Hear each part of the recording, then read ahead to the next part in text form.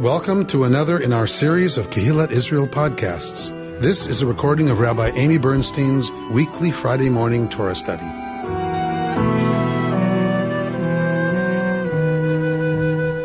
We are in Parshat Terumah this morning. We are beginning the Parshiot dealing with instructions for building the Mishkan.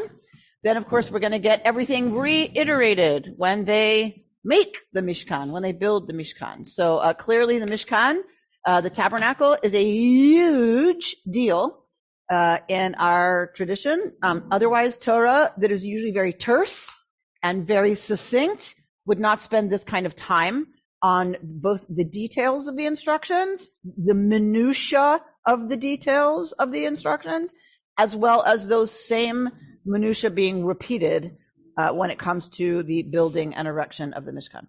Mishkan is the tabernacle. We'll talk a little bit about it this morning. But really this morning, because you know my new experiment with Torah study is that I'm just going where I want. So it seems to be going well so far. And so we're really going to stay with the rabbinic tradition, the commentary, the midrashim, interpretations around the first few verses of this parsha.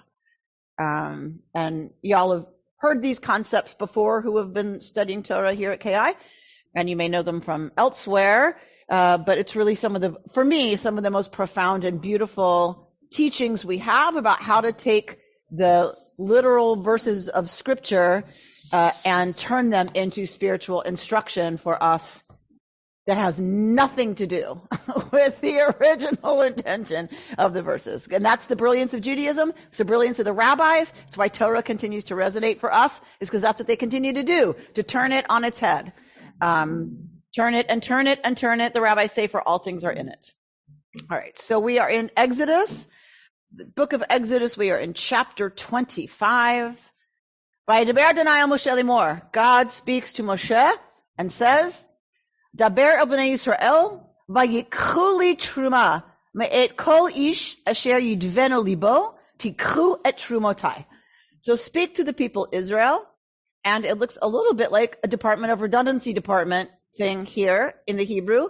Vayikchu li, and they will take for me, truma, gift, from every person whose heart is yidveno. So every person whose heart is voluntary, who are, what does the English say here?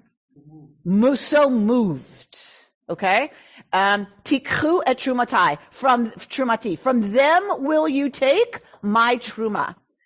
So truma from the word Ramah, right? To lift up. Ramah, high. Right? So we have the Bama in there. The Bama. So you are Ramah. Right? On the Bama, you are Ramah. So all of this language about up, about lifting up. It is universal human language to talk about something being elevated as being important, sacred sometimes, right? It is almost terrestrial human culture to use this language of up, this vertical imagery. Stephen? Aliyah is also, Aliyah means what exactly? To go up. So it's the same. La'alot. It's from the Hebrew verb la'alot, to go up. Okay. Different shoresh. Same idea, different shoresh.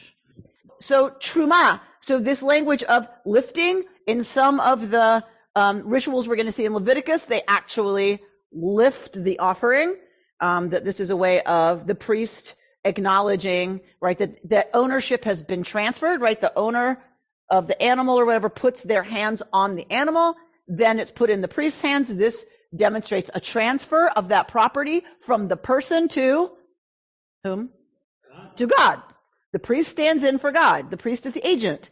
The agent receives the gift on behalf of God, right? And then lifts it to acknowledge that this now belongs to the divine. All right. So, but in this sense, so that's the origins of this word. But this word really means gift, right? This is something you're going to give, this truma. So there's everyone whose heart is voluntary is going to give a truma. Isn't like Yes. So modern Hebrew took this, litrom, to donate. What do you do with a gift? What's the verbiage? If you're going to turn a noun into a verb, you gift it. Okay, very good.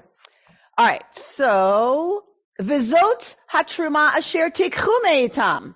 And here is the truma I'm interested in, says God. Zahav, bechesef, unechoshet. So gold, silver, and copper. God's no dummy.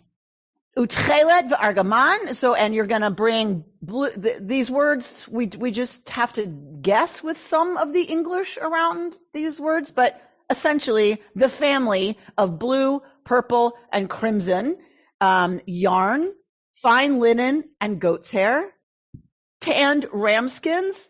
This is not what you think. Dolphin skins and acacia wood. This is probably a mustard or tan colored hide that they're calling dolphin. Shemen lema'or, oil for lighting.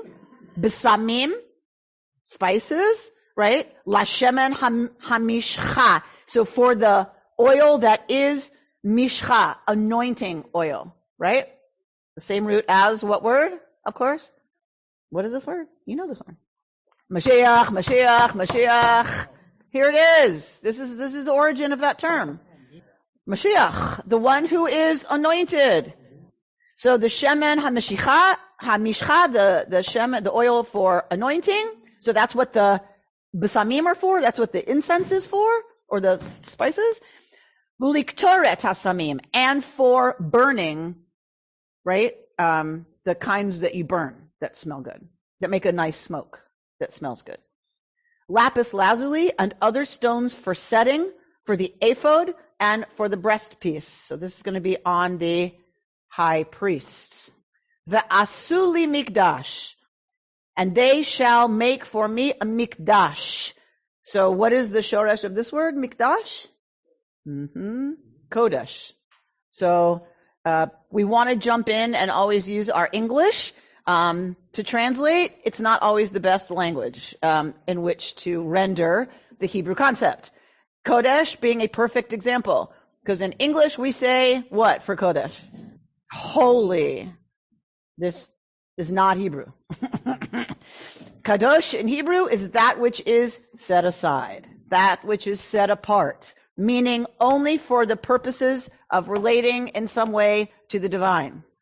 So if we want to call that holy, okay, not a great translation, but that which is set aside. So the mikdash, when you put that mem in front of kuf daled shin, so kadosh, you put the mem in front of it, it is something that's about holiness. This is a space that's about being set aside for purposes of relating to the divine. So they shall make for me mikdash, something set apart, a space set apart. V'shachanti b'tocham. This vav is sort of a conjunctive vav, but not really. So this vav, instead of meaning and or but, so the conjunctive or disjunctive vav, really is more about, you would say in English, so that. Va'asuli mikdash, they shall make for me a mikdash, right, a place set apart. V'shachanti b'tocham, that I might dwell. Now you have to figure out how to translate b'tocham, right? So if it were saying to dwell among the nation, to be in the nation, what would that say? B'shachanti b'tocho, that I may dwell in it. But, God forbid, we should think that's talking about the mikdash, right? So even Torah is a little concerned, right? I think, maybe later, but possibly, that don't think they're building me the mikdash so I can dwell in it. God forbid. They're going to make for me a mikdash so I can dwell in them. In the midst of the people is how it usually gets translated. But it would have made more sense to say in it, the nation, if that's what it meant. That's not what it says. Right? So rabbinic tradition saw this as an engraved invitation. and wrote reams of commentaries saying it should have said betocho, in it, the people. It doesn't say that. It says betocham, that I may dwell in them, meaning each of them. Okay, so we're going to see where they go with that. So, l'shachen, to dwell, right? Over there, and I'm now going to hear shchuna, right? Neighbor. Right? Okay. That modern Hebrew from this. L'shachen, to dwell. The rabbinic tradition took that concept and turned it into one of the ways of talking about the presence of God. You all know it. It is the Shekhinah. Whenever we hear about the Shekhinah, right? Tachat kanfei ha-Shekhinah, may you be blessed beneath the wings of the Shekhinah. It is from this concept of dwelling within them, it, whatever. It is an indwellingness that becomes a way of understanding the divine. The divine presence that is in each of us becomes the Shekhinah. For the rabbis who are living under Zoroastrianism, who are living under black and white, good and bad, a very binary system in their theology in Zoroastrianism, the rabbis are very influenced by this, by wanting to not have, either or. It is all one. However, within the one, there is the masculine and the feminine. Shekhinah is the feminine aspect of the divine. The Kadosh Baruch Hu, the KBH. The KBH, George, is the masculine of the divine. Yes? Of course. Our job is to do everything we can to bring those two together. So on Shabbat, who do we greet? Whose bride? So you might, whose bride? Really? No, Shabbat is the bride. It's God's bride. Let's be very clear. It is the bride of the Kadosh Baruch Hu. We welcome the Shekhinah, we welcome the Shabbat, which is the bride of the Kadosh Baruch Hu. And when we do that properly, those two elements in the universe come together and cause lots of good things to happen. Yes. Why is it then? Why Melech? Huh? Haolam? What Melech Haolam? What's the focus on Melech, the king? It should be queen, right? Or both? What in the prayers of Yes. Melech Haolam for constantly? Yeah. Yeah. Because God is mostly male. Come on. Okay. Right? We're talking patriarchy here. Like, God is mostly male. There is a divine component that is female. Not equal. Chas v'shalom. God forbid. Not equal, but part of divinity is a feminine expression, and that is the Shekhinah. So it's like a consort. Okay. Yep. A holdover. Yes. The instinct, the impulse for a consort never went away. We know that. We know all through biblical Israel, there is evidence for Asherah everywhere. In Kuntilat Adrud, it says, to Yud He Vav He and his Asherah. It is very clear that the yearning for worshiping the feminine divine never went away. Good, says Judah. The prophets didn't think so. They were very upset by this. But that's the other proof we have that it never went away, is that we have all of these prophets yelling and screaming about it. So if they're talking about Asherah and Baal and all of these other images that the Israelites were worshiping going astray, it means they had a Christmas tree in the living room. And it never went away. So in the biblical period, it's Asherah, it's these other Astarte, Ishtar. We're coming up on Purim. Anybody see a connection? Anybody? Absolutely. Sorry, I'm saying Ishtar, Esther. Ishtar is Esther. Mordechai would be Marduk, the chief Babylonian god and goddess. That is not an accident, people. Ishtar, the impulse never goes away to worship the feminine divine. We dress her up in other clothes. We talk about it lots of different ways, but Esther is absolutely Ishtar. So we have our Ishtar and our Marduk story too.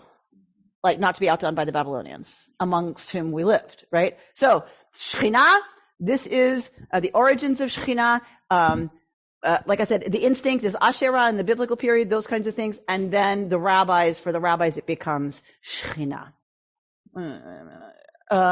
Kechol asher ani mar'eh otcha, according to everything that I will show you, singular, et tavnit hamishkan, ve'et tavnit kol kelav, ve'chein ta'asu. So everything that I will show you, singular, the pattern to build the Mishkan itself, and the pattern of all its vessels, ve'chein ta'asu, and so shall y'all do. All right. Even the author here knows those don't match.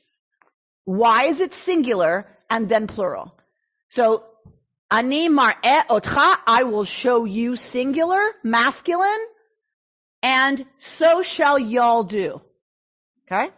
So the rabbis, again, this is an engraved invitation. It can't be wrong, God forbid, right? This can't be a mistake. Their editors were just fine. They have really good editors. The editor knows this is not, it doesn't match. Is it you or y'all? Okay. We're going to see what they do. So we know what happens, right? We know that the instruction involves making an ark of acacia wood, 2.5 cubits long, 1.5 cubits wide, and 1.5 cubits high. That it will be overlaid with pure gold, overlaid inside and out, and make upon it a gold molding round about. Cast 4 gold rings for it to be attached to its 4 feet, 2 rings on one side, 2 on the other. Make poles of acacia wood. You're getting, right, the introduction to the language of the instructions to build a Mishkan. Very detailed. Every single thing is described. The poles shall remain in the rings of the ark. They shall not be removed. And deposit in the ark the tablets of the pact which I gave you. You shall make a cover of pure gold, 2.5 cubits long and 1.5 cubits wide. Make 2 kruvim of gold. Make them of hammered work at the 2 ends of the cover. Make 1 keruv at one end and the other at the other end. Of one piece with the cover shall you make the kruvim at its 2 ends. The kruvim shall have their wings spread out above, shielding the cover with their wings. They shall confront each other, the faces of the kruvim being turned toward the cover. Sounds like it's very straightforward. Nobody knows how to make sense of this.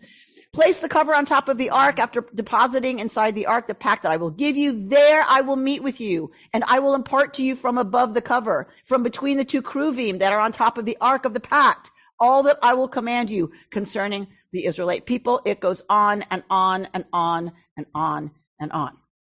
So we're still in it next week, even, right? So even if you read the whole Parsha, all 3 or 4 chapters, we got next week too. Lots of detail. Okay. So, but we're not going to go to the details today. You've done that with me before remember when I put up the big pictures in the YouTube video, right? That amazing YouTube video.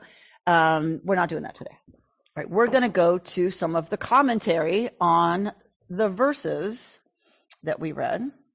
So we're looking at God speaks to Moshe saying, right? Speak to the people of Israel. We're back at verse 1 of chapter 25. Tell them that they shall take from me Terumah, from each person whose heart, right, is open to that. Now, remember, there is going to be a Jew tax. There is going to be a tax. Not everything that makes the Mishkan is voluntary. Oh, thanks, Bert. Not everything is voluntary. There is going to be a half shekel tax. So everybody has to opt in. They don't have a choice. Everybody has to pay. Everybody has to support the communal building project. But this part, all of these things, all of these materials are only from people who voluntarily give. Okay? So let's look at Rabbi Pamela Wax. In parsing verse 2 of chapter 25. So you remember verse 2? Tell the Israelite people to bring me gifts. Right? You shall accept gifts from everyone who's moved. Rashi tries to understand why that word li, for me, is necessary. Right? So we were talking about Department of Redundancy Department. Who else would it be for? If it's going to the Mikdash, who else would it be for? Why does it have to say, give to me, take for me from among the people gifts? Why not just say, speak to the children of Israel that they take Terumah? Rashi says that here means lishmi, solely for my sake. In other words, the word indicates the importance of the contribution as an act that is serving God wholeheartedly. If there is any self-regard or self-gratification in the act of giving, then it can't possibly be solely for God's sake. Take for me, meaning exclusively for the purpose of giving it to me. That's why the word li is added, because you shouldn't think, well, yeah, it's for God, but also I'll get my name on a building. Exclusively for me means, according to the rabbinic tradition, there is no self-gratification in the act of giving. We would not exist if all we took from the people was Terumah. Let's be clear. This building and all the things that happen within it would not exist. So the rabbis are setting a very high bar for what Terumah here means. Their fantasy is that the people who gave that way. Never happened in the history of the Jewish people, I can promise you. But the point is, they take this as instruction. This is how we're supposed to give. They know it's not easy. So she brings the teaching of Reb Chaim Shmulevitz, who says, Chazal, which is acronym for Chachamenu Zichronam Livracha, our sages of blessed memory, have described each and every person as a miniature Mishkan, wherein the divine presence dwells. Because that's literally what it said. Make me a mikdash that I may dwell in them. The rabbis take this very seriously. The focus of the Mishkan was the Torah, embodied in the ark containing the tablets. We just read, right? We just read that. The housing for this ark was a Mishkan. So the whole point is the teaching here from Chaim Shmulevitz is the whole point is the ark, with the instruction about how we're supposed to live and the kind of society we're supposed to build. That's the whole point. The mikdash is the structure around the ark. Okay? And of course, for the rabbis, it's not just the 10 Commandments, it's the rest of the Torah that Moshe got on Sinai, right?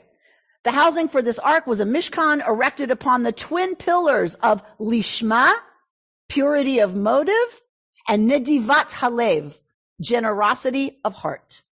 A person can make themselves into a mishkan when their essence is Torah, and the cornerstones of their deeds are purity of motive and generosity of heart. The purity of motive is therefore an essential aspect of the generosity that is being required of the Israelites. And this is now Rabbi Pamela Wax. Like my benefactor in the Musar study group, their act of generosity had to be free of ego involvement for it to be a divinely inspired act of generosity. This is a difficult, nearly impossible level of generosity to cultivate. Yet we probably all have a couple of very vivid examples of either being the giver or the receiver of that kind of unmitigated generosity. How do we achieve it without involving or activating our own ego, our own sense of self-satisfaction and pride when we are generous, our own need for recognition and gratitude from the receiver, or our own sense of scarcity? That's the big question. That's the hard work. And if you think back to a moment like this that she is referencing, a moment of having either received or knowing you have given in this way of complete generosity, you know that those moments tend to be life-changing. It is the people who give to us that way and in those moments. And when we are able to really do that with ego out of the way and to really just be present with complete nedivut lev, complete generosity and voluntariness of heart, that is where lives are changed. No, I just wanted to, I'm really struck by the comparison they're asked to give. I'm just seeing them in a... What's funny that you say that is Golden Calf hasn't happened yet. I know. It's coming. It's coming. Wait, I thought it happened. Kitisa is next week or 2 weeks. Terumah Tetzaveh Kitisa. Kitisa is where Moshe breaks the tablets. Okay, so, I pointed that out for a reason.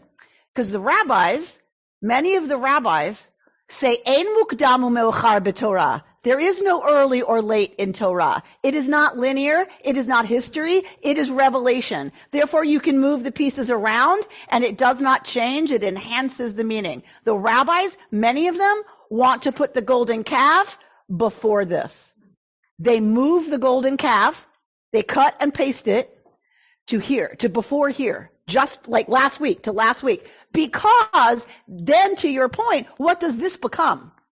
It becomes the right way to do it. But it's even more interesting now that you pointed out to have it the other way. So you try and get them to do it this way, and they kind of misinterpret it, or they kind of do it their own schmoey way, which is 10 times worse. That seems closer to human nature, actually. Which is why I love these stories. This is one of my favorite parts of the Torah. Not that rabbis are supposed to have favorite parts of the Torah, God forbid, but I love them all. This is why this is so powerful, because here's the instruction about how you're supposed to give. What you're supposed to do with your silver and gold, right? Moshe disappears. Moshe's late. What happens? They panic. And whenever we panic, we screw it all up. We take, things we know are working, things we know we're supposed to do, the way we're supposed to do it, and what do? We completely mess it up. And also while we're on the subject of out of order, I can't help but draw a parallel between the sort of internalness of God dwelling within you and the external need that they have to see the pillar of fire and all of that stuff. It's almost like, okay, enough with this internal stuff. Like, I need something I can see and follow at the same time. Which is the same impulse that brings us the golden calf. Yes, exactly. The same impulse. That's what I was going to say. So it's sort of fitting together. Yeah. Thank you, Rabbi. Yeah, it's right. It's gorgeous. This is gorgeous stuff. Yeah. This is and very much about human nature. Just ask smart fish, right? He'll tell you. What is this again? The map of the psyche of the Jewish people? Yeah. There you go. And human nature, I would add. The rabbis are writing for human beings, right? It's not just the Jews. We have our particular, shtickler, but it's human nature in general that they're instructing and writing about. Next text. One of my favorites. Rabbi Shefa Gold, in writing about this, as artists of the holy, we are given the spiritual challenge of opening to the creative flow and becoming a clear channel for the divine will. To prepare for this purpose, we must heal our hearts that have contracted in stinginess born of fear. So step number 1, if you want to be a channel for the divine, step 1, deal with stinginess that comes out of fear. The way we grab at everything. Mine. My body, my daughter, my degree, my title, mine, my car, my house, right? Mine. Terumah means gift, and ultimately the only gift we can give is ourselves, our full and available presence in each and every moment of our lives. Giving everything means accepting this moment, making myself completely available for this experience of being human, all of it. The torturous grief and jubilant triumph. It means not hiding or shrinking away from the experience of this now. It is, after all, a two-way invitation that is being offered. I am making a home for God to dwell within me, and I am listening for God's invitation to come home, which is to know this world as God's house and to enter into it completely. With this gift of my presence, my wholeheartedness, I build the Mishkan. How else can I become a servant of the One? Don't read this as it's nice to give with an open heart.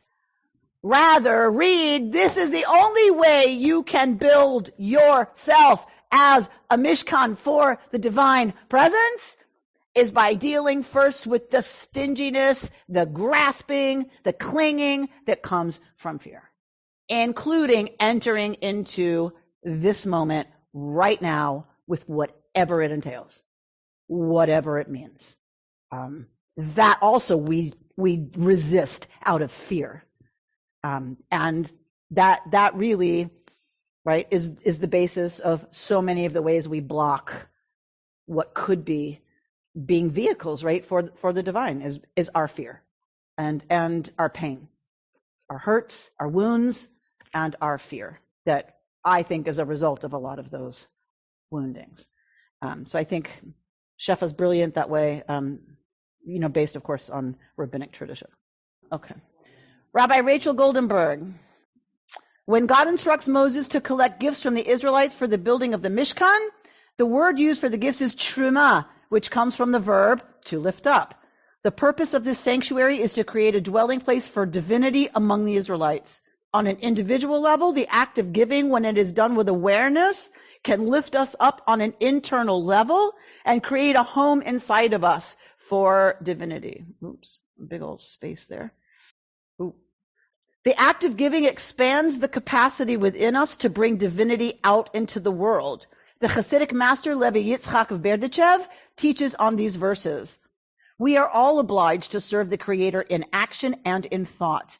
By means of our intention and holy thought, we raise up the Shekhinah from the dust. Our deeds are so that we will raise ourselves up to become better people. This is how we can interpret our verse, every person whose heart so moves him. This refers to thought, by which you shall take up my elevation. That is, the Shekhinah will be raised up and exalted. These are the gifts that you shall accept from them. This is the inner elevation that we take for ourselves, which comes about through action. That is the sense of gold, silver, and copper, which signify sacred devotion. Okay, wasn't that clear? In light of our Parsha and Levi Yitzchak's commentary, we can see the curiosity, generosity, and cheerfulness as trumot, as qualities to be lifted up within the self. First as thoughts, then as gifts of action towards others. According to the Zohar, the gold, silver, and copper gifts in our Parsha represent the three sfirot of Gevura, Chesed, and Tiferet, boundaries and judgment, love and beauty, and balance. When awareness is present, our actions can serve as conduits for these pure qualities to manifest in the world. Where's the microphone? Thank you, David. George wants to. Well, given that this is all about Shekinah, which is the feminine side, so that all these good qualities. So, are you suggesting that God, the other parts of God, are bad qualities? No, Chas v'shalom. I'm not suggesting. Good. I'm saying that this is what is interpreted. That Shekhinah is the aspect of the divine that dwells within. Not feminine, then. It is feminine.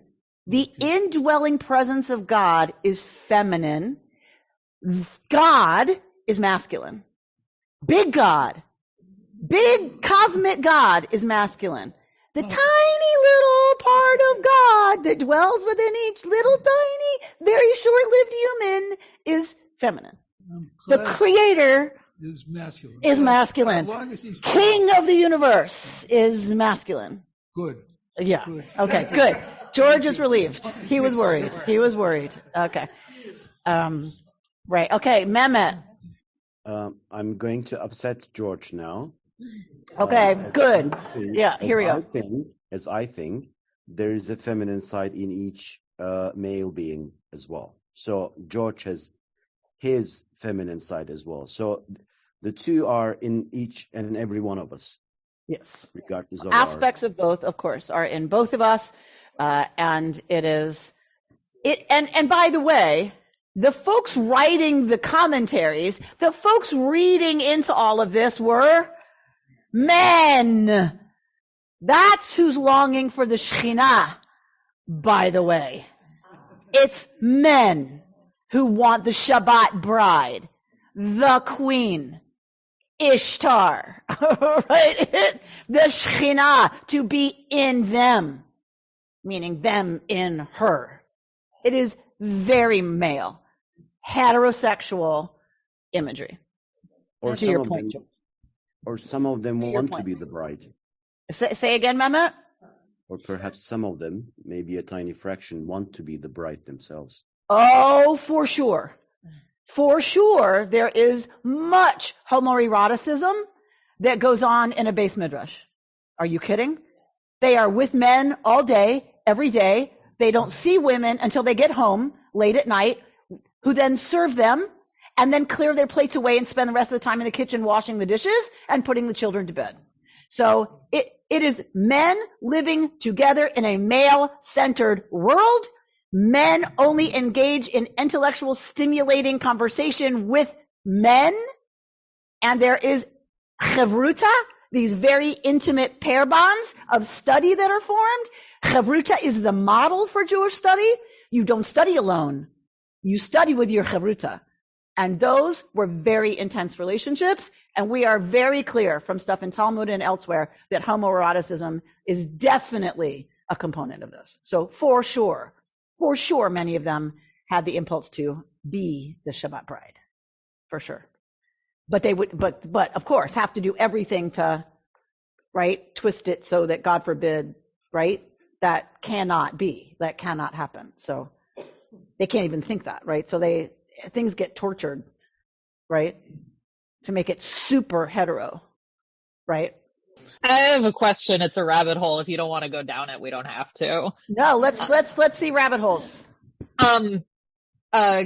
The gender binary conversation aside, because that's fascinating, but I'm thinking about all of these instructions for building the Mishkan, and I am curious because you mentioned commandments that are clearly not at all a part of how Jews build synagogues today. Are there others that are very much a part of the teachings of how we should build our places of worship today, and which ones do they keep and which ones do they ignore, and do different denominations or branches of Judaism do that differently? All right. So if you look here, you're looking inside the ark. Yes? What are you looking at? You are looking at Sifrei Torah. You are looking at silver. Fine gems are on ones in the other ark. You are looking at what colors? Blue, purple, crimson, right? So clearly we have remnants of the instructions to build the Mishkan all over the Sifrei Torah in any synagogue you go to. All over the place. So we get the silver, and we get the, don't tell. You hear that?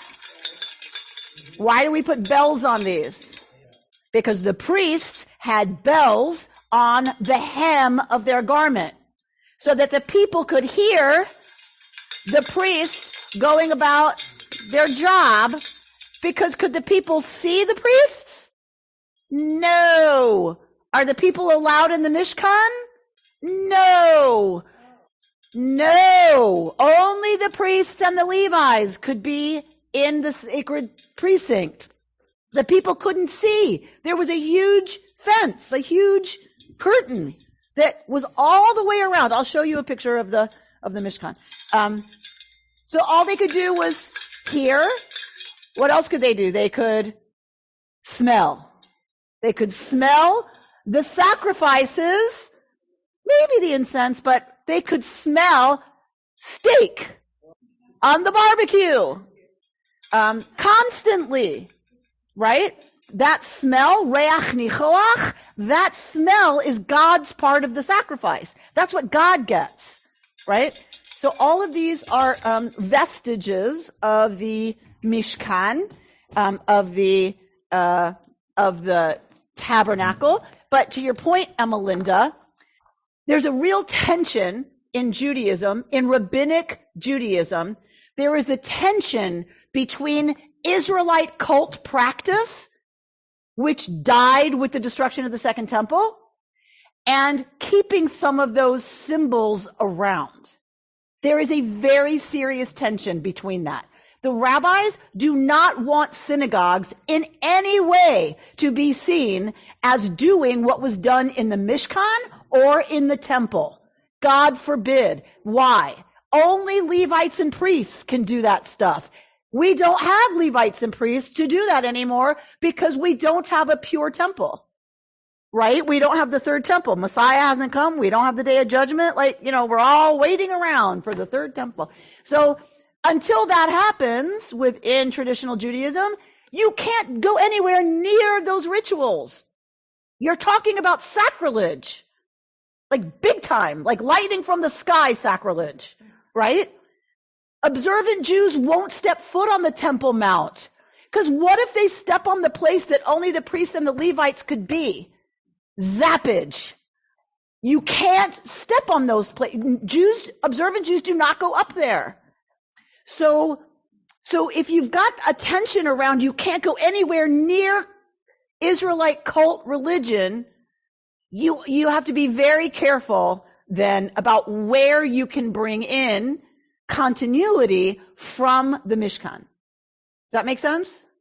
So it's safe on the Torah, because we're not, right? Torah is about learning, Torah is about teaching, Torah is about blah, blah, blah, blah, blah, blah, blah, blah, the word of God, blah, blah, blah, blah. There's no confusion. Well, we've had that conversation too. There's little confusion, right? That it's anything like cult practice, right? But everything else is gone. And we've said this a million times, but I'll say it again because I think it's worth repeating. Where was all of that preserved? In the Catholic Church. Israelite cult practice is preserved in Christianity. Sacrifice, eating the meat of the sacrifice. You're not supposed to drink the blood, so I don't know how they came up with that. But because we're not supposed to drink blood or eat blood, right? So I don't know where that came from. But probably pagan tradition, right? So eating the sacrifice, right? Doing something with the blood of the sacrifice, the laver, like purifying oneself before one goes into that space, incense, all of it. The church was the new Mishkan. The church was the new temple, and the body of Christ as represented in Christians was the new Israel. Reform Judaism was way more radical than Christianity. Christianity stayed with the symbols and the rituals of the Mishkan and the temple. Rabbinic Judaism was radical. It was a complete break. Not Christianity. Christianity stayed way closer to biblical Israelite worship than Rabbinic Judaism, who left it all. Left all of it. We should have disappeared. The minute that second temple was destroyed, we should have disappeared or been Christian. Rabbinic Judaism was a radical move to claim to be part of biblical Israelite cult practice. Really? Really? And people bought it. And here we are. So that's what we do. We reconstruct. So great question, Emelinda. Can I ask you a question? So this is one of the many things I don't understand about what's in the Torah. Job security. What? Job security. Right. Why is there even a need? Why is it necessary to build a dwelling place for the divine? I mean, it sort of anthropomorphizes God. I mean, God is not a person that needs a dwelling place. Like what if being an all being, then why all these specifications about building a specific home for Okay, God? I'm going to ask you, who's it for? According to the rabbis, who is this dwelling place for? God, no. For the Jewish people? Yes. So the rabbis answer, why sacrifice? Like, that's silly. To kill something in order to get rid of your sins, that makes no sense, really. God, you could just ask God for forgiveness and God could give it to you. What is with the animal stuff? The rabbis answer that, and Yitz Greenberg has a beautiful articulation of this answer, that the covenant relationship is about accepting humanity where it is and trying to move it slowly, incrementally, in tiny, miserably painful increments towards what it should be. God had to start with the people who only understood animal sacrifice, because that was the world they lived in. That was pagan ritual of the time. So God had to give the people something that they were used to for them to have some kind of system of ritual that would make them actually feel and believe the presence of the divine. So that is truly the rabbinic argument for all of this. And I'm talking the traditional rabbis of thousands of years ago said, it's not for God. You think God needs sacrifice?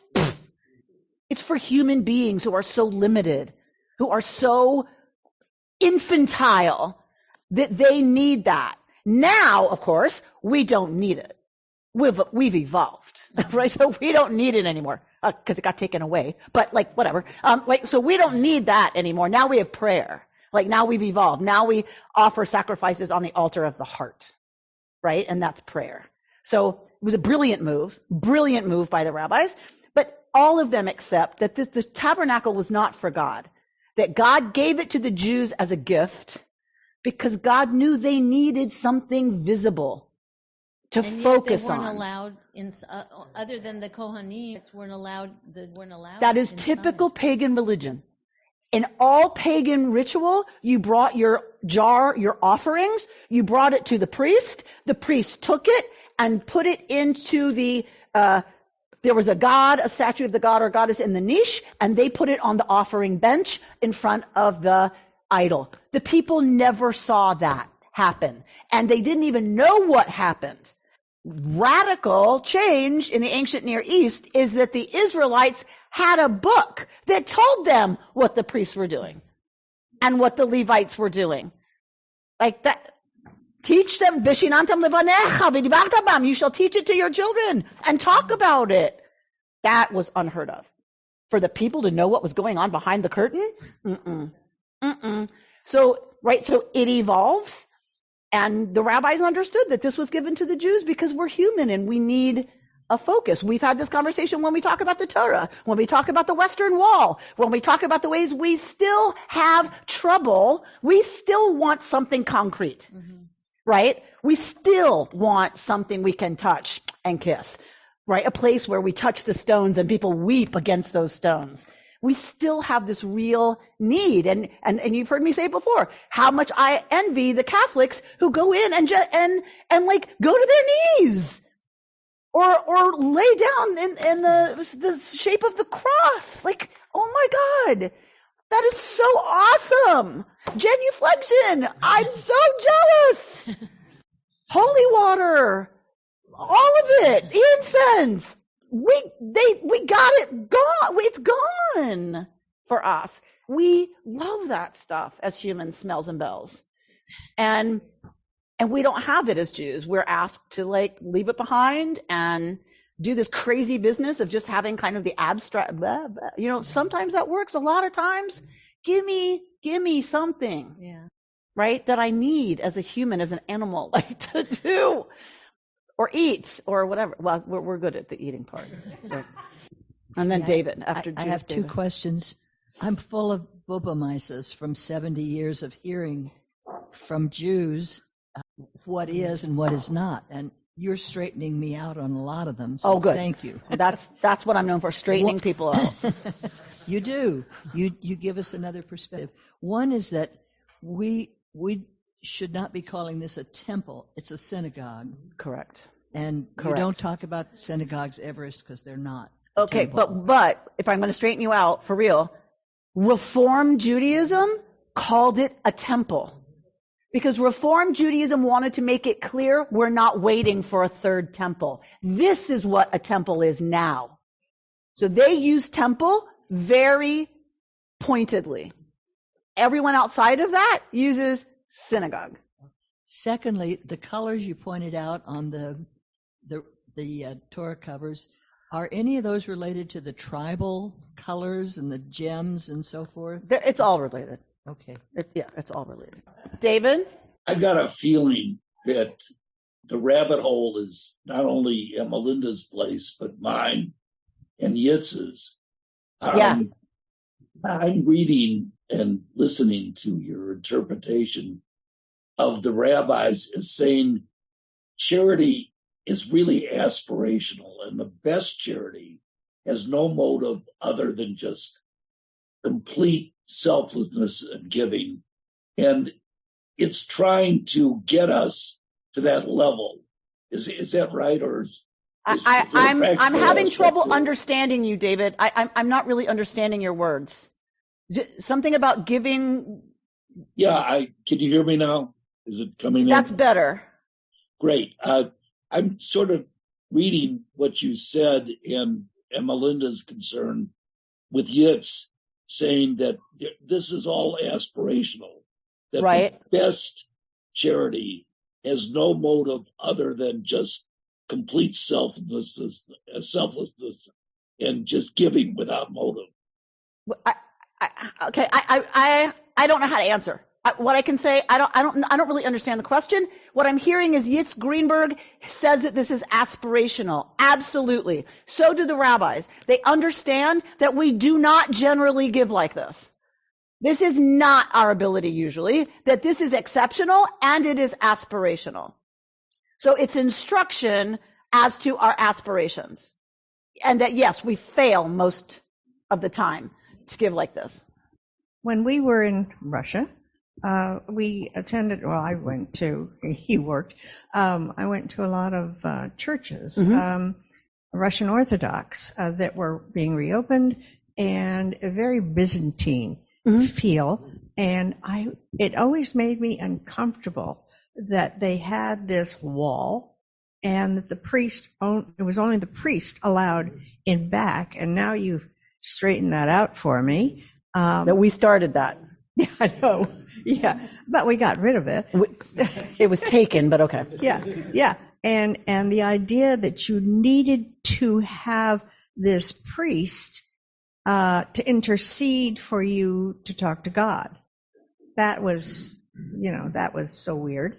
But one of the things we still have the vestiges, I don't know if it's vestiges or not, of kissing your hand, for the doorpost, for, Vestiges of what?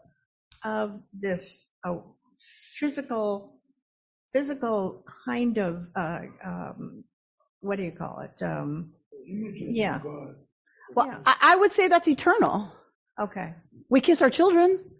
Of course. Of course. We kiss our dogs. Yeah. So, I think our instinct is to kiss what we love. Yeah. Yeah. And so that's represented by mezuzah, by the Shema, by the Ve'ahavta, and it's represented by Torah. So, I think that's a universal human need, is to kiss what we love. Magic involved in what? In what ritual? Well, I think of high holidays and the desire to kiss the Torah or touch it with your book, and people almost trample one another to get in there. So I'm not sure that's magic. I don't think it's magical thinking. I think there's a component of wanting to touch mystery that is, again, a human instinct, a human need and desire is to physicalize that. I'm not sure it's magic. I don't think people are touching it so they'll be healed. Do you know what I mean? But I understand that it's like, well, it makes no sense. So it's not logical. It's not rational. But the opposite of rational is not irrational. We too often go there, right? The opposite of rational is, emotional. It's like there are other ways to respond to things beyond reason. And I see a lot of stuff in religious traditions, whatever religion we're talking about, as being beyond reason, above reason, if you will. You've been listening to Rabbi Amy Bernstein's Friday morning Torah study from Kehillat Israel in Pacific Palisades, California. For more information, go to our website, www.ourki.org.